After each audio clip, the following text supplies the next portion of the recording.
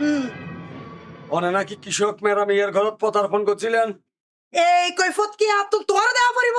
জি আমি জান আর এই দন ফুরিব, কারণ আই রাজকুমার আর জীবন মরণের সিদ্ধান্ত লেবার অধিকার নিশ্চয় আমি জান আত্মন আছে। রাজকুমার আলিফ, তোমার স্পর্ধা দিন দিন বাড়ি যার। তুই পাল্লার বুড়ি যাইতে লাগো, তুই তোমার রাজমতাল্লা হতা হইতে লাগো। আমি জান অনয় নিশ্চয় বলি যেতে লাগন, অনেক একজন রাজকুমারের অধিকার লইয়ের প্রশ্ন তুললেন।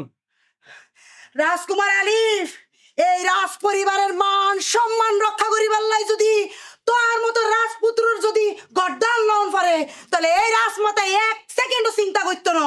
আমি জান অন বলি গিয়েন গই রাজ রক্ত এই রাজকুমার আলিফের গত, সুতরাং রাজপুত্র হনদিন নিজের জীবন কোরবানি দিতে দ্বিধাবোধ না করিব। আমি জান রাজকুমার আলিফ, তুই তো নিজের সংযত করো।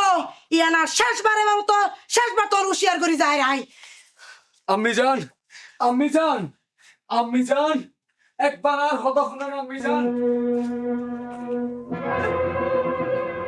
হরি আর একখানবার রাজ দরবার যাইতে দাও না, অনর রাজ দরবারে প্রবেশ গরিবের নিষেধ আছে। তার মানে অনে আর ভিতরে যাইবার লাই না। এই রাজ দরবারে গেট খুলে না দিবেন? অসম্ভব। এই যে আর যদি ভিতরে যাইতে না দেন হয় তাহলে এখন একটা হত্যা করে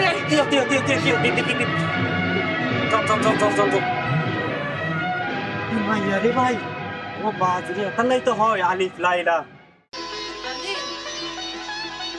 আলি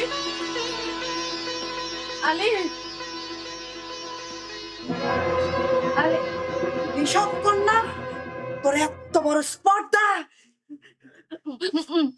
রাজমাতা রাজমাতা আই শুধু একখানবার আলি ফেলে দেখা করে যাই রাজমাতা।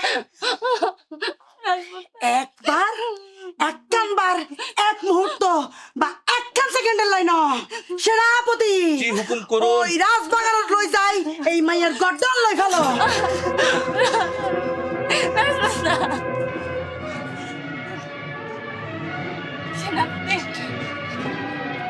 রাজমাতা হুকুম, রাজ বাগানত ওর গদ্দান লেভেল চলো তোরা আরামরে।